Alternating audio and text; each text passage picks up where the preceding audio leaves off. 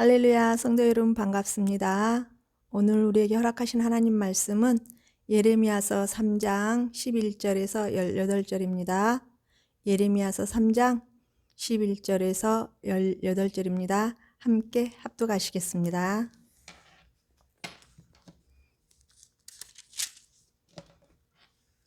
여호와께서 내게 이르시되 배역한 이스라엘은 반역한 유다보다 자신이 더 의로움이 나타났나니 너는 가서 북을 향하여 이 말을 선포하여 이르라. 여호와께서 이르시되 배역한 이스라엘아 돌아오라. 나의 노한 얼굴을 너희에게로 향하지 아니하리라. 나는 긍휼이 있는 자라. 너를 한없이 품지 아니하느니라. 여호와의 말씀이니라. 너는 오직 내 죄를 자복하라. 이는 내 하나님 여호와를 배반하고 내 길로 달려 이방인들에게로 나아가 모든 푸른 나무 아래로 가서 내 목소리를 듣지 아니하였음이라. 여호와의 말씀이니라. 여호와의 말씀이니라. 배역한 자들아 돌아오라. 나는 너희 남편임이라. 내가 너희를 성읍에서 하나와 족속 중에서 둘을 택하여 너희를 시온으로 데려오겠고 내가 또 내 마음에 합한 목자들을 너희에게 주리니 그들이 지식과 명철로 너희를 양육하리라. 여호와의 말씀이니라. 너희가 이 땅에서 번성하여 많아질 때에는 사람들이 여호와의 언약궤를 다시는 말하지 아니할 것이요 생각하지 아니할 것이요 기억하지 아니할 것이요 찾지 아니할 것이요 다시는 만들지 아니할 것이며 그때의 예루살렘이 그들에게 여호와의 보좌라 일컬음이 되며 모든 백성이 그리로 모이리니 곧 여호와의 이름으로 말미암아 예루살렘에 모이고 다시는 그들의 악한 마음에 완악한 대로 그들이 행하지 아니할 것이며 그때에 유다 족속이 이스라엘 족속과 동행하여 북에서부터 나와서 내가 너희 조상들에게 기업으로 준 땅에 그들이 함께 이르리라. 아멘.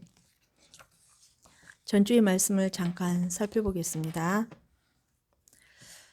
하나님께서는 북이스라엘의 그 배역을 간 죄로 인해서 그들을 하나님께로부터 내치죠. 그 모습을 그대로 바라보았던 이 남유다 백성들, 이들은 이스라엘 백성들이 당하는 그 모습을 보고 하나님을 두려워하며 하나님께 다시 그러한 반역의 범죄를 저지르지 않고 전심으로 하나님께 돌아와야 되는데 이들은 자기들의 그 반역으로 말미암아 생계에 필요한 비가 끊기면서 가뭄이 오자 자기들의 잘못을 조금이나마 느꼈는지 하나님 앞에 돌아오려고 하는 그 모순적인 행동을 합니다. 결국 순간 모면을 위해서 어쩔 수 없이 그 상황만 어떻게 해결하려고 하는 그러한 모습을 보십니다. 그러자 오늘 본문 말씀을 보면요. 이렇게 반역한 남유다보다 이스라엘 백성들을 향해서 하나님께서 다시 예레미야를 북이스라엘 백성들에게 보내어 외치라고 말씀하십니다. 너희들이 잘못한 부분을 우상 숭배하고 나를 배역했던 그런 부분을 회개 자복하고 온전히 돌아오기만 해라. 그러면 내가 정말로 나의 참목자들을 나의 마음에 든 그런 자들을 보내서 너희들을 다시 회복시키고 구원시켜 주시라고 이렇게 말씀하십니다. 첫 번째, 회개하고 돌아오라고 하나님께서 말씀하십니다. 하나님께서 이 말씀을 하실 때 마음이 얼마나 아프셨을지 한번 성도 여러분들도 이 본문 말씀을 통해서 한번 생각해 보시기를 바랍니다.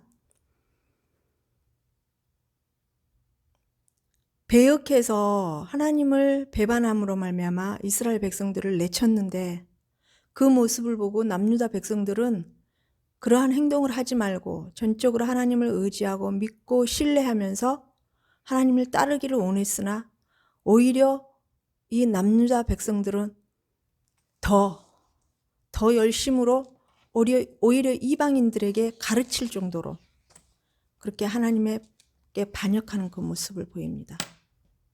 그리고 돌아온다고 한 것이 어쩔 수 없이 순간 모면하기 위해서 돌아왔을 때에 하나님께서 오죽하면 다시 이스라엘 백성들에게 가서 너희들 회개하고 돌아오라 라는 말씀을 전하라고 예레미야에게 말씀하십니다. 그 깊은 마음에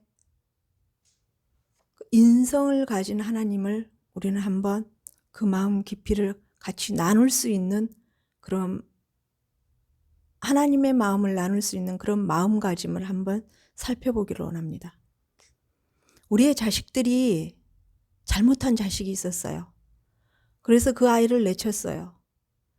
근데 그 밑에 아이가 부모들의 형의 잘못한 것을 보고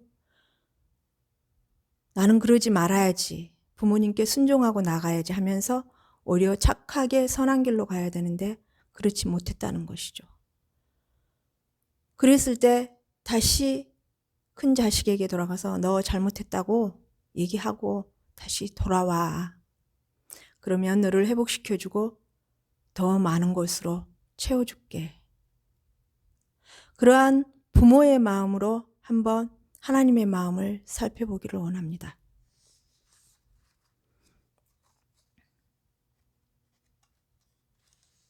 11절 말씀에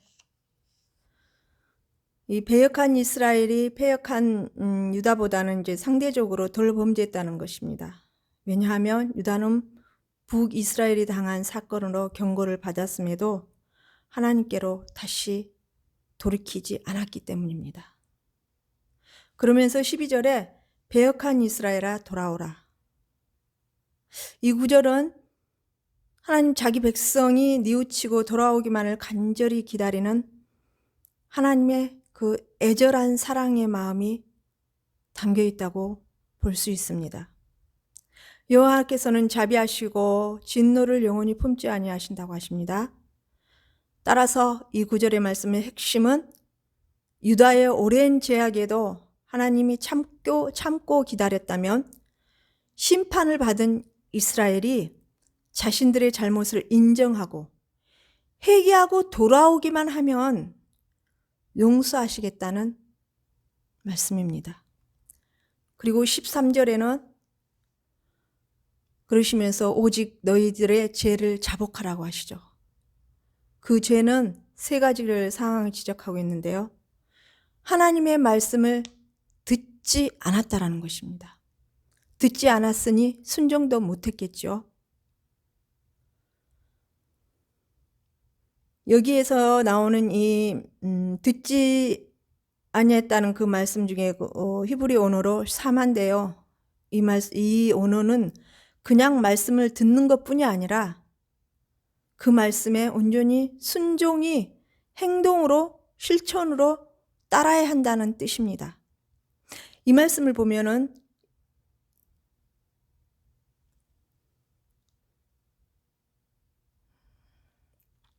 이 지적의 배경에서는 순종하면 축복이요 불순종하면 저주라는 신명기의 언약 역사관이 담겨 있습니다. 신명기 28장 1절과 15절을 제가 한번 읽어드리겠습니다. 내가 내 하나님 여호와의 말씀을 삼가 듣고 내가 오늘 내게 명령하는 그 모든 명령을 지켜 행하면 내 하나님 여호와께서 너를 세계 모든 민족 위에 뛰어나게 하실 것이라. 내가 내 하나님 여호와의 말씀을 청종하며 이 모든 복이 내게 임하며 내게 이르리니 15절 내가 만일 내 하나님 여호와의 말씀을 순종하지 아니하여 내가 오늘 내게 명령하는 그의 모든 명령과 규례를 지켜 행하지 아니하면 이 모든 저주가 내게 임하며 내게 이를 것이니. 신명기 28장은 축복과 저주장이죠. 1, 2절의 말씀은 순종하는 자에게 주시는 축복이고 15절의 말씀은 불순종하는 자에게 주어지는 그 대가의 저주입니다. 14절 말씀에는요. 나는 너의 남편이라고 또 말씀하십니다. 이 남편에 해당하는 히브리어 바알은 주인, 남편 주, 그 주인이 되다는 게 뜻으로 가나안 신 바알의 이게 그 음가가 같은 동사로 사용된 언어입니다. 그게 유희이고 또한 하나님의 참된 보호자가 되실 수 있음을 말하고 있습니다. 오직 이 유희라는 뜻은 하나님만이 참된 보호자가 된다라는 뜻입니다. 그리고 나는이라는 이 아노키라는 이 단어를 크게 강조하고 있습니다. 즉 여호와 하나님께서 이스라엘을 신부로 삼아주신 것이라는 것입니다. 그리고 성읍에서 하나와 이 족속 중에서 둘을 시온으로 데려오겠다고 이렇게 말씀하십니다. 이 말씀은 북이스라엘이 포로로 잡혀가 있는 것을 전제로 한 지적이라고 볼 수 있습니다. 그런데 이것은 전체적인 기한을 가리키지 않고 각 성읍에서 하나와 각 족속 중에서 둘을 데려오는 정도의 극히 부분적인 기한을 말씀하고 있습니다.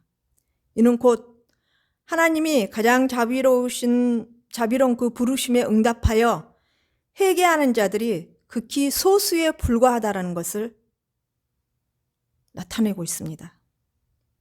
한편 여기서 북이스라엘 사람들의 기한은 중요한 신학적인 의미를 가지고 있다고 볼 수 있습니다. 예루살렘을 가리키는 시온은 통일왕국시대의 정치, 종교 중심지였습니다. 북쪽 포로들이 시온으로 돌아오면 이스라엘 전체가 다시 통합될 것이며 성소 역시 하나가 되어 정치적, 민족적 분단이 제거됨과 동시에 하나의 백성, 한 분 하나님만을 섬기게 되는 것을 말하는 것이죠. 두 번째, 돌아오기만 하면 회복시켜 주시고 구원하리라고 말씀하십니다.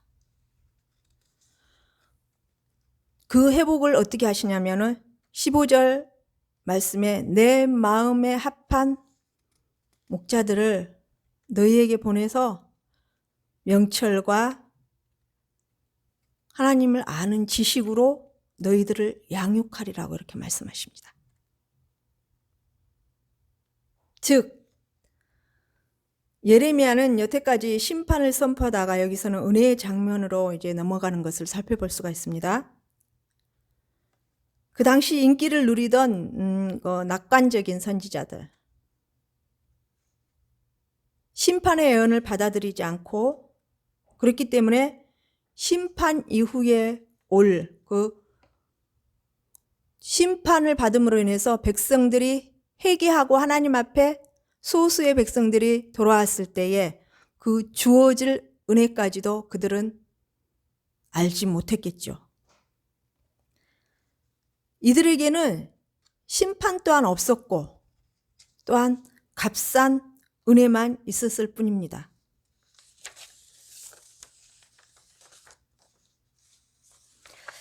예레미야 27장 16절 말씀에 이렇게 기록되어 있습니다. 내가 또 제사장들과 그 모든 백성에게 전하여 이르되 여호와께서 이와 같이 말씀하시기를 보라 여호와의 성전의 기구를 이제 바벨론에서 속히 돌려오리라고 너희에게 애언하는 선지자들의 말을 듣지 말라. 이는 그들이 거짓을 애언함이라 하셨나니. 또한 28장 2절에서 4절 말씀은 그해 곧 유다왕 시드기야가 다스리기 시작한 지 4년 5째 달에 기브온 아스를 아들 선지자 하나냐가 여호와의 성전에서 제사장들과 모든 바벨론 왕의 멍에를 꺾었느니라. 내가 바벨론 왕 느부갓네살이 이곳에서 빼앗아 바벨론으로 옮겨간 여호와의 성전의 모든 기구를 2년 안에 다시 이곳으로 되돌려 오리라. 내가 또 유다의 왕 여호야김의 아들 여고니아와 바벨론으로 간 모든 포로를 다시 이곳으로 돌아오게 하리니 이는 내가 바벨론의 왕의 멍에를 꺾었음이라. 여호와의 말씀이니라. 그러나 그 반면에 선지자 예레미야가 여호와의 성전에서 있는 제사장들과 모든 백성들을 보는 앞에서 선지자 하나냐에게 이렇게 말합니다. 아멘. 여호와는 이같이 하옵소서. 여호와께서 내게 예언한 말대로 이르사 여호와의 성전 기구와 모든 포로를 바벨론에서 이곳으로 되돌려 오시기를 원하노라. 그러니까 이 하나냐 거짓 선지자는 하나님의 심판이 예레미야를 통해서 말씀하시기는 70년이라고 얘기했습니다. 그런데 이 하나냐는 2년 내로 돌아오고 다 회복될 것이라고 이렇게 얘기를 합니다. 그들은, 이 거짓 선지자들은 예레미야의 그 예언적인 하나님의 사명을 두고 아주 많은 핍박을 했던 이 선지자들입니다. 현 시대도 역시 마찬가지로 하나님의 참 선지자와, 즉 하나님의 참 목자와 참 말씀을, 참 복음을 증거하여서 예수 그리스도의 바른 복음을 전해주는 증거의 참 목회자도 있고, 또한 그와 반대로 복음이 아닌 값싼 은혜로 하나님을 나타내는 그러한 선지자들도 있습니다. 그래서 현재 우리는 하나님 앞에 어떤 모습으로, 어떤 마음의 자세로 나가야 되는지 말씀을 통해서 돌아보고 회개하고 나가야 될 것입니다. 16절 말씀을 살펴보면요, 회복의 시대의 그림이 이제 더욱 확대되고 있습니다. 이는 두 가지 면에서 묘사되고 있는데요. 첫째는 주의 백성이 이 땅에서 번성한다고 하고 있습니다. 둘째는 여호와의 언약궤를 다시는 말하지도 생각하지도 만들지도 아니한다는 것입니다. 이 예언의 복합적인 이게 관점에서 다음과 같은 근거를 살펴볼 수 있는데요. 이 구원받는 것에 있어서는 남은 자의 증가의 번영입니다. 즉 극소수 회개하고 하나님 앞에 돌아온 자들에게, 그들에게 참된 주의 종을 보내주셔서 하나님의 참으로 아는 하나님의 깊은 지식을 통해서 하나님을 바로 알리고 바른 복음 안에서 바로 회복시켜주는 것으로 우리 신약시대에 또 연결될 수가 있겠죠. 이 언약궤들을 생각지도 아니하고 만들지도 아니하고, 이것은 무엇을 의미하겠습니까? 이제 그 남은 자들은 온전히 하나님 앞에 돌아왔기 때문에 구약시대의 그러한 언약과 그 회복에 대해서는 이제 생각지도 않을 정도로 하나님께서 온전한 회복을 주셔서 참 은혜를 베푸시고 참 길로 성령의 인도하심으로 아버지의 뜻대로 이끄셔서 결국 하나님께서 계획하시고 이끄시는 대로 끝까지 이끌어 가실 수 있다라는 그러한 목표의 말씀인 것으로 살펴봐야 될 것입니다. 17절, 예루살렘이 여호와의 보좌라. 16절에 선지자는 예전에 언약궤가 지녔던 이미 곧 여호와의 임재를 상징하는 보좌로서의 의미를 예루살렘의 자체가 갖게 될 것임을 예언하고 있습니다. 또한 1차적으로는 포로 귀환 후 재건될 예루살렘 성전이 언약궤가 없지만 예루살렘이 여호와 신앙의 중심지가 될 것임을 예언한 내용이며, 더 나아가서는 위에 있는 예루살렘 곧 영적 예루살렘을 가리킨다고 하겠습니다. 즉 지금 현재 우리가 살아가는 데에 비교를 이게 대조해 보자면요, 저희들을 구원하시고 부르셔서 또한 신앙의 그 여정의 길을 가는 데 있어서 이 세상 속에 살아갈 때에, 죄가 간영한 속에서 살아갈 때에 혹여 실수로 죄를 짓고 하나님을 멀리하다가 하나님의 말씀의 복음을 다시 듣고 회개하고 돌아왔을 때에 정말 그 작은 무리, 그 작은 소수의 회개하고 마지막 때에 돌아왔을 때에 그 남은 자들은 정말 새 예루살렘, 예수 그리스도께서 재림하시고 예수 그리스도와 함께 왕노릇할 그 영적인 새 예루살렘을 연결해 준 줄 믿습니다. 18절 말씀은요. 그때의 유다 족속이 이스라엘 족속과 같이 하나님께서 주신 땅에 이르리라고 말씀하십니다.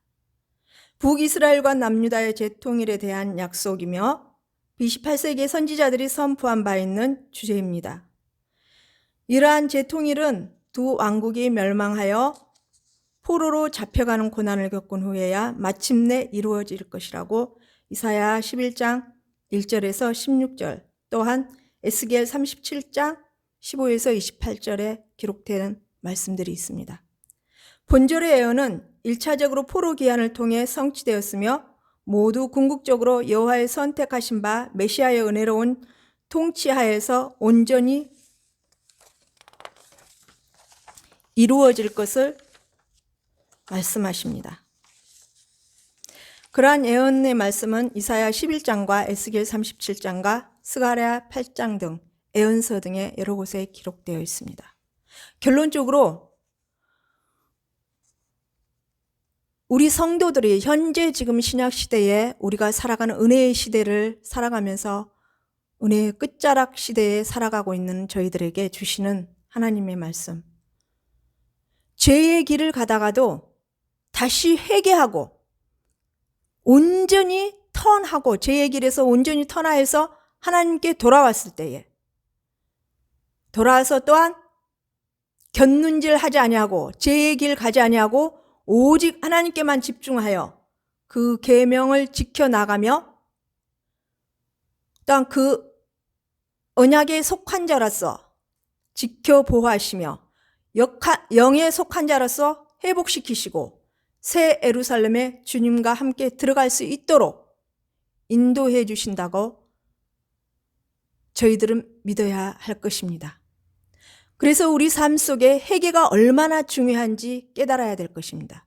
그리고 회개한 그 이후의 삶 또한 하나님께 온전히 메인바되어서 말씀과 기도로 하나님을 향해서 나가서 전적으로 하나님만 바라보고 의지하며 하나님의 기쁘며 우리에게는 은혜로운 그 시간들이 얼마나 중요한 것인지 확실히 깨닫고 말씀 본문을 통하여서 희망의 메시지, 회개하고 돌아왔을 때에 주시는 이 희망의 메시지를 집중하면서 하나님께 더 가까이 가려고 저희들은 항상 늘 하나님의 기쁨과 하나님을 시원케 해드릴 수 있는 자리에 설 수 있도록 마음에 다짐하면서 소망을 하고 나가야 될 것입니다. 기도 올려드리겠습니다. 살아계신 하나님 아버지 감사합니다. 은혜와 긍휼의 하나님 아버지 감사합니다. 부족한 저희들을 불러주시고 택하여 주셔서 주님의 그 귀한 복음을 저희들에게 주셨건만 저희들은 늘 넘어지기가 쉽습니다. 그럴 때마다 성령께서 저희들을 깨닫게 하시고 채찍질하여서 더 깊이 깨닫게 하시고 하나님께 더 가까이 갈 수 있도록 늘 말씀과 기도로 무엇보다도 하나님을 깊이 신뢰하면서 믿고 나아가고 하나님과의 깊은 교제를 나누면서 하나님의 마음과 뜻이 어디에 계신지 저희들이 느끼고 알고 볼 수 있도록 늘 성령님의 음성에 집중하면서 주의 뜻을 향하여서 나갈 수 있도록 저희들을 온전히 이끌어 주시고 은혜의 자리에 인도하여 주시옵소서. 거룩하신 주 예수 그리스도 이름 받들며 감사하며 기도 올리옵나이다. 아멘.